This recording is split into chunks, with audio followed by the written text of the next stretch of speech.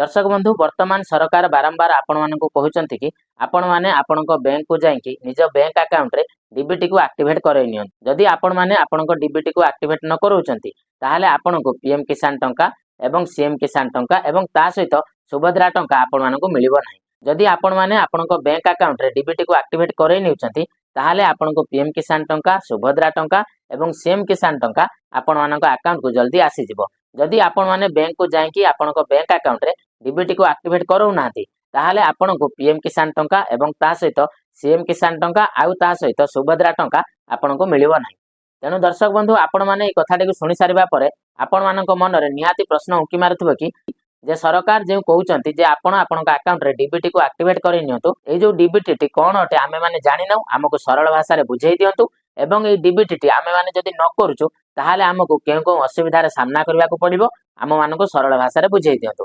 तेणु दर्शक बंधु आज भिडियो रे आपण मानक मु कहिबि कि डीबीटी रो माने कोन एवं ए डीबीटी टी जदि आपण माने करूचंती ताहाले डीबीटी द्वारा आपण माननको की लाभ मिलिबो एवं ए डीबीटी को आपण माने केमिति एक्टिवेट करेबे।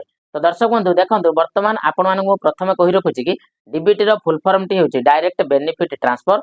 यार अर्थ होछि कि जदि आपण मानकर कोनोसी ना कोनोसी बैंक रे अकाउंट थिबो निश्चित भाबे आपण माने से अकाउंट के यूज करथिबे ताहाले आपण माने से अकाउंट को डीबीटी करइ नियंतु। जदि आपण माने डीबीटी करइ नउचंती ताहाले सरकारक तरफरु जे कोनोसी योजनार टंका आपनको मिलुछि जेमिति कि आपण धरि नियंतु पीएम किसान टंका हाउ किंबा जेमिति कि आपण माने धरि नियंतु सीएम किसान टंका किंबा आपण माने जेमिति कि रिसेंटली जानिथिबे सुभद्रा योजनार टंका आपण मानकु सेप्टेम्बर 17 तारिख रे डीबीटी माध्यम रे आसीबार अछि।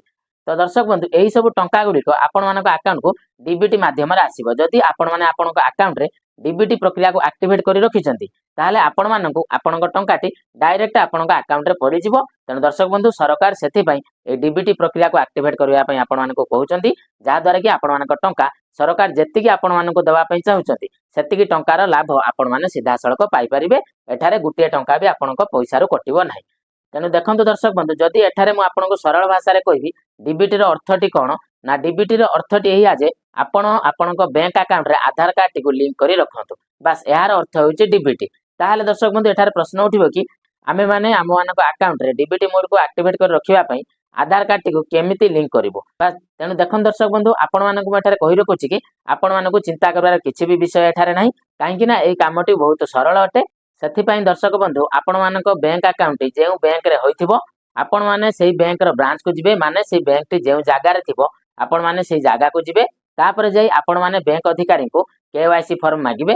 केवाईसी फॉर्म मागी सारिबा परे आपण माने से फॉर्म टी को निर्भुल भाव रे पूरण करि नेबे। पूरण करि सारिबा परे आपण माने निकटस्थ आधार केंद्र को पळै जिबे एवं तापर आपण आपणक फिंगर माध्यम रे हेउ किबा ओटीपी माध्यम रे हेउ आपण आपणक आधार कार्ड रो वेरिफिकेशन टी को करे नेबे। जेतेबेले आपणक आधार कार्ड रो वेरिफिकेशन टी सरी जिवो परे आपण माने सेही आधार कार्ड रो वेरिफिकेशन कॉपी टी को आनिबे एवं ता सहित आपणक आधार कार्ड रो जेरॉक्स कॉपी एवं ता सहित आपणक बैंक अकाउंट रो जेरॉक्स कॉपी आउ ता सहित जदि आपणक पाखरे पेन कार्ड थिबो ताहाले पेन कार्ड रो जेरॉक्स कॉपी टी को आपण माने सेठारे देई देबे।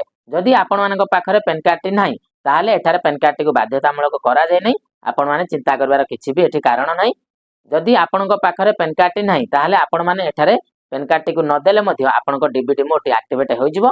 जदि अछि ताहाले पेन कार्ड रो जेरॉक्स टी को आपण माने सेठारे देई एई तीनोटी जेरॉक्स कॉपी को आपण माने एकजुट करी सेही जो केवाईसी फॉर्म टी आपण माने बैंक रो आनिथिबे ता सहित अटैच करि नेबे। अटैच करि सारिबा परे से जो फॉर्म टी को आपण माने आउथरे चेक कर नेबे जे सठिक भाव रे से फॉर्म टी को आपण माने पूर्ण करिसंती कि नाही एवं ता परे सेही केवाईसी फॉर्म रे जदि आपण मानको फोटो मगा जायतिबो ताले निश्चित आपण माने आपणकर गुटिए फोटो कॉपी से फॉर्म ऊपर लगेई दियंतु। सेही फोटो टी को लगेई सारिबा परे जेउ काउंटर रे आपण मानकर ई केवाईसी करा जायतिबो आपण माने सेही फॉर्म टी को नेकी सेही काउंटर रे देई दियंतु एवं से फॉर्म टी को आपण माने देई सारिबा परे जेतेबेले बैंक अधिकारी आपणक ई केवाईसी को कंप्लीट करि नेबे एवं तापरे आपण माने जानिबे जे आपणक बैंक अकाउंट रे डीबीटी मोड एक्टिवेट होई गला।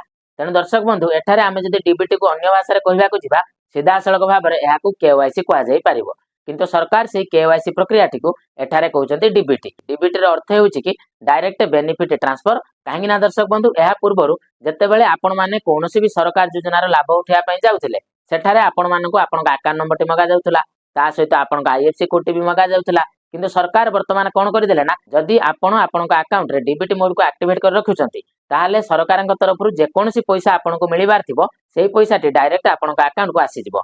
काहेकि ना दर्शक बंधु वर्तमान आपणक बैंक अकाउंट रे आपणक आधार कार्ड टी लिंक होई गला ଏବଂ ତାପରେ ସରକାରଙ୍କର ଯେକୌଣସି ଯୋଜନାରେ ଆପଣ ଲାଭ ଉଠାଇବା ପାଇଁ କୌଣସି ବି ଫର୍ମ ଆବେଦନ କରୁଛନ୍ତି ତ ସେତେବେଳେ ଆପଣମାନଙ୍କୁ କୌଣସି ବି ବ୍ୟାଙ୍କ ଆକାଉଣ୍ଟର ଜେରକ୍ସ ଲାଗିବ ନାହିଁ।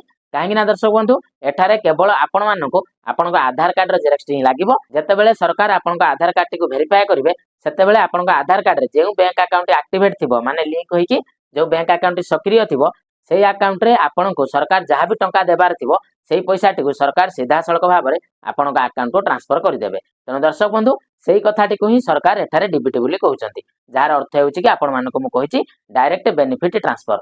ଏବଂ ଯଦି ଆପଣଙ୍କର এই ডিবিটি মোটি ଆକ୍ଟିଭେଟ୍ ହୋଇଯାଉଛି ତାହେଲେ ଏଠି ସରକାରଙ୍କୁ ବି ସୁବିଧା ହେଉଛି ଏବଂ ତା ସହିତ ଆପଣଙ୍କୁ ବି ସୁବିଧା ହେଉଛି। କାହିଁକି ନା ଏଠାରେ ସରକାରଙ୍କ ତରଫରୁ ଯେକୌଣସି ବି ଟଙ୍କା ଆପଣଙ୍କ ଆକାଉଣ୍ଟକୁ ଆସୁଛି ସେଇ ପଇସାଟି ସିଧାସଳଖ ଭାବରେ ଆପଣଙ୍କ ଆକାଉଣ୍ଟକୁ ଆସିଯାଉଛି। ବାସ୍ ଆପଣଙ୍କୁ ଟିକିଏ ଏଠି ଗୋଟିଏ କାମ କରିବାର ଅଛି ଯେ ଆପଣଙ୍କୁ ଟିକିଏ କଷ୍ଟ କରିକି ବ୍ୟାଙ୍କ ପାଖକୁ ଯାଇକି ଆପଣ ଆପଣଙ୍କ KYC ଟି କମ୍ପ୍ଲିଟ କରେଇ ନିଅନ୍ତୁ। ତାପରେ ଆପଣଙ୍କର ডিবিটি ମୋଟି ଆକ୍ଟିଭେଟ୍ ହୋଇଯିବ। କିନ୍ତୁ ଦର୍ଶକ ବନ୍ଧୁ ଏଠାରେ ମୁଁ ଆପଣଙ୍କୁ କହି ରଖୁଛି କି ଆପଣମାନେ ଭାବନ୍ତୁ ନାହିଁ କି ଯେ ଆମେମାନେ ଆମ ଆକାଉଣ୍ଟରେ ডিবিটি ମୋଡକୁ ଆକ୍ଟିଭେଟ୍ କରିବା ପାଇଁ KYC କରିବାକୁ ବ୍ୟାଙ୍କକୁ ଯାଉଛୁ। ନା ଦର୍ଶକ ବନ୍ଧୁ ତାର ଅର୍ଥ ଏହା ନୁହେଁ ଯଦି ଆପଣମାନେ KYC ନ କରୁଛନ୍ତି ତା ବାଦ ବି ଆପଣଙ୍କ ଆକାଉଣ୍ଟଟି ବନ୍ଦ ହେଇଯିବ। ତାପରେ ଆପଣମାନେ ଆପଣଙ୍କ ଆକାଉଣ୍ଟରୁ ଟଙ୍କା ଉଠାଇ ପାରିବେ ନାହିଁ କି ଟଙ୍କା ଡିପୋଜିଟ୍ ବି କରିପାରିବେ ନାହିଁ। ଏଇଭଳି ବହୁତ ସାରା ଅସୁବିଧାର ସମ୍ମୁଖୀନ ହେବାକୁ ଆପଣଙ୍କୁ ପଡ଼ିବ। ତେଣୁ ଦର୍ଶକ ବନ୍ଧୁ ଏମିତି ବି ଆପଣଙ୍କୁ KYC କରିବା ପାଇଁ ପଡ଼ିଥାନ୍ତା।